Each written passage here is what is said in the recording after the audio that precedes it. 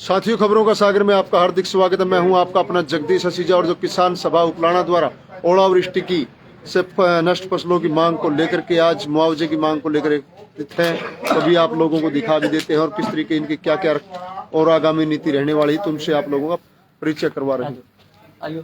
ये देख रहे हैं कितने किसान यहाँ मौजूद है और आज किसान अपनी मांगों को लेकर यहाँ मौजूद है। किस बात को लेकर आता? आज पत्रकार महोदय, आपको पता है कि 2 तारीख को उकलाना के क्षेत्र में बहुत भारी ओलावृष्टि से नुकसान हुआ है और उसमें किसानों की 100% फसलें तबाह हो चुकी हैं। बहुत से किसानों के तो रोजी रोटी के लाले भी पड़ चुके हैं, क्योंकि पिछली फसलें भी हमारी गुलाबी सुंडी ने और सूखे ने बर्बाद कर दी थी। और कुछ जल भराव का बहुत बड़ा इलाका था, जल भराव से खराब हो गया था। लेकिन पिछला हमारा मुआवजा बाकी है और आज भी हमें ये जो ओलावृष्टि हुई इसकी विशेष गिरदावरी की मांग को लेके हम आज यहाँ पे इकट्ठे हुए हैं। पूरे उकलाना के किसान यहाँ इकट्ठे हुए हैं और दूसरे भी इलाकों में भी, बरवाड़ा में भी, हांसी में भी, सभी जगह पूरे जिले के अंदर ओलावृष्टि को लेके प्रदर्शन है। ठीक है, हमारे बीच क्या कहेंगे सर आप?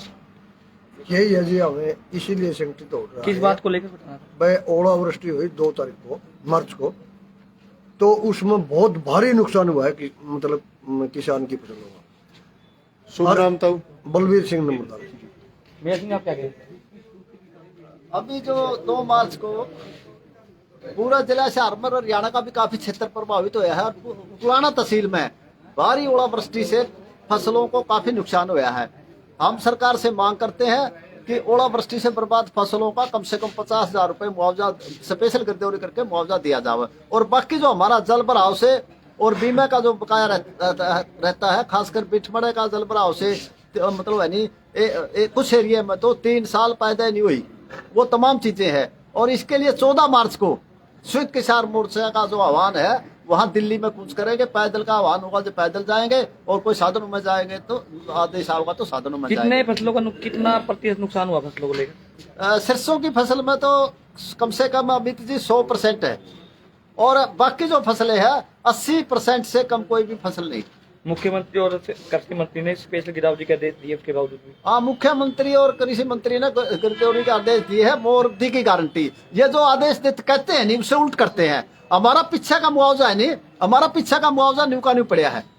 हम मतलब है नहीं 60 दिन से लगातार है नहीं सचिवालय पर लगातार पड़ाव रात दिन डाले हुए हैं और एमएसपी का गारंटी कानून को लेकर आंदोलन चल रहा है। 2 किसान हमारे शहीद हो गए, सुखकर्ण सिंह और एक दलीप सिंह, और तमाम चीजें हैं जो सरकार कहती कुछ है और फिर अपने मतलब है पीछे हट जाती है। किसके माध्यम में ज्ञापन दिया जाएगा? अब अपने नायब तहसीलदार साहब के माध्यम से मुख्यमंत्री के नाम ज्ञापन। Thank you sir.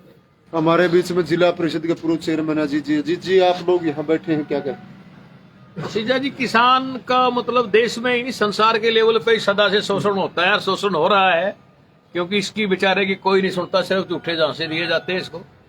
और इसकी सबसे ज्यादा दयनीय स्थिति है और उसका मेन मुख्य कारण यही है कि ये जो पैदा करता है उसका इसे उचित मूल्य मिलता नहीं, जो लागत है वो भी पूरी नहीं मिलती और इसको जो खरीदना पड़ता है वो सारी चीजें इसको महंगी खरीदनी पड़ती है। और इसके लिए सबसे ज्यादा मतलब अगर कोई दिक्कत है तो ये सब हमारी यही है कि हम किसान संगठित नहीं हो पाते। जितना अगर हम मजबूती से संगठित हो पाए तो हमारे दुनिया की सबसे बड़ी आबादी है, इतनी परसेंटेज किसी की नहीं है जितनी किसानों की है। और हमारी ही जो पैदा है उसी का उचित मूल्य न मिलने के कारण आज किसान आज ही नहीं बल्कि लगातार शोषण होता रहा, लगातार ही परेशान रहा है। आज तक कोई सुनता नहीं इसकी। झूठे झांसे दिए जाते हैं, झूठी बातें की जाती हैं, बकाया के वोट ठग लिए जाते हैं और उसके बाद वही तरीका, चाहे कोई सरकार हो कोई पार्टी हो, कोई भी सुनाई नहीं करता।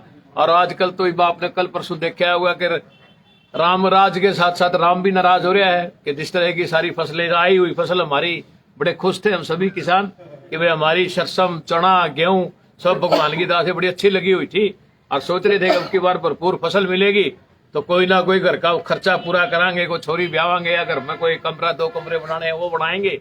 लेकिन आपने देखा कि किस तरह ओलावृष्टि जो इस तरह हुई और सारी की सारी फसल तहस नहस होगी। कम से कम 1 किले के ऊपर 30-40 हजार रुपए लागत है किसान की, वो भी खत्म होगी और उसने जो आना था वो भी खत्म हो गया। तो मतलब इस तो बेचारे का कोई सुनने वाला नहीं है। ये संगठित होकर लड़ाई इसीलिए मजबूर हो रहा है। झूठे झांसे आपने देखा पहले भी दिए गए थे। कितना मुआवजे की मांग कर रहे हैं? मुआवजा तो नुकसान आपने अभी सुना है कि 80 से 100% तक नुकसान है, कम से कम 50,000 रुपए किला पर एकड़ अगर दिया जाए तो उसमें इनकी लागत पूरी होगी। इनको कोई बेनिफिट नहीं होगा कि भाई कोई बेनिफिट हो जाएगा। इतनी तो कॉस्ट आ रही है किसान की पर एकड़, वो पूरी होगी। जी इंकलाब बताओ। जिंदाबाद, किसान एकता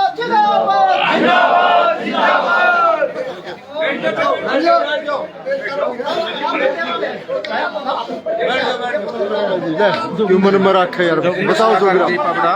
आज हम पुलाना तहसील के अंदर किसानों के मुआवजे की मांग को लेकर इकट्ठे हुए हैं। हम हरियाणा सरकार से मांग करते हैं कि जो किसान की फसल ओलावृष्टि से खराब हुई है उसको उचित मुआवजा दिया जाए। जो सरसों गेहूं की जो फसल खराब हुई है 50,000 रुपये प्रति एकड़ दे करके किसान को खुशहाल बनाया जाए। इसलिए सरकार से निर्देश करते हैं तहसीलदार पटवारियों से गिरदौरी करवा करके विशेष गिरदौरी के आदेश दिए जाएं और किसान को अपनी आय से कम फसल का मुआवजा दे करके अच्छा जी वेतन दिया जाए। जी हमारे बीच में पूरा वो जिला परिषद का चेयरमैन अजीत बतानी जी, वो अपनी बात रखेंगे। सुने लिया सारे भैया ने, मैं कहीं नहीं आ रहा, इनका टाइम खराब कुछ नहीं। किसान तो साथियों सभी से निवेदन है खबर को शेयर करते रहे, कमेंट डालते रहे।